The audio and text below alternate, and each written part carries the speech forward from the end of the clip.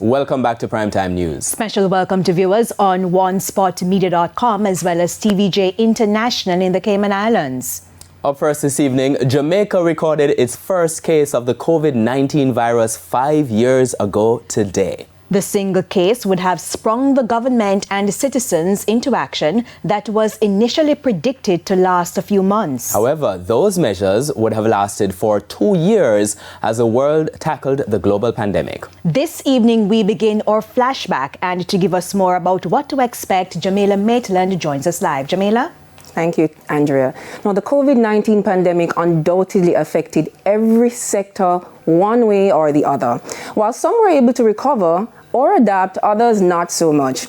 And so we'll be bringing reports on the pandemic's impact on funerals, the entertainment industry, education. We'll be touching on issues such as remote learning and working, sanitation, just to name a few.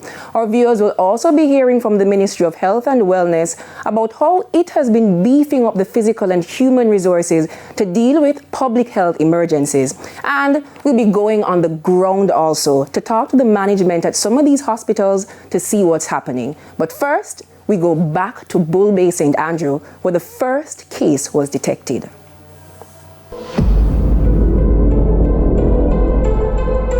I'm in 7 miles in Bull Bay, St. Andrew, where the first COVID-19 case was detected 5 years ago today. The measures were followed by a 2-week quarantine, but residents argue that it more felt like a lockdown.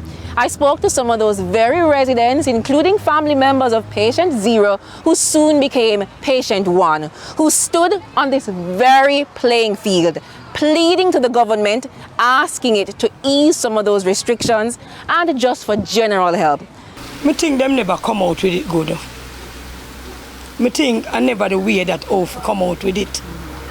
I feel like them should have said to us, say, Jamaica, you know that a virus is going around and we are not sure if it is in our country yet, but start tell we what we feel look out for instead of just come down for one time. I nearly have a heart attack, you know. Heather James recalls feeling overwhelmed after police and soldiers swarmed her community days after 2 COVID-19 cases were confirmed there. My pressure flies sky high. Can't remember me never got through nothing. Me almost 60 years old. I never got through something like that. Me only know about storm. Never got through them big disease argument there yet. So you know, funny. Yeah. See, we can laugh about it now. Yeah. But it was no joke then. Heather was among mourners who attended the funeral, which triggered the contact tracing by the Ministry of Health and Wellness. It was a funeral that keep for my own family die, and I went to the funeral too. And I was in the same seat, the same bench that the person have the COVID with. So when I hear, remember we don't know what COVID was about. So even though I was talking to you guys, I was talking as a dead woman, thinking that I was dead in 3 days' time. But 3 days would have turned into 2 weeks. One measure we are about to take, or would have already taken, is the quarantine of a community, which is the 7 and 8 miles area of Bull Bay. No one was allowed to leave home. This was Heather back then in a video that quickly became viral. Yeah, we cannot come out to get nothing for the kids them. We not see nobody come deliver no food. If we not have it so we have corona, come test we, make we get a release. Me need release. I'm bad from my heart. I'm hungry. When they were eventually allowed to leave, they were stigmatized. People are not taxi. See, we are job. Bus, non-stop, that's all. No taxi. And in the community, the stigma spread, even from her own sister, Sandy. I run, I not like to be afraid. I not eat. Nothing couldn't go down in there, so.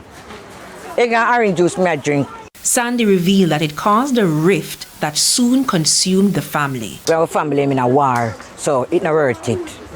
It not worth it, I swear. And what about now? Is everything okay? Everything okay. Family member, we and them attack and something. Yeah, man. Would have bashar too.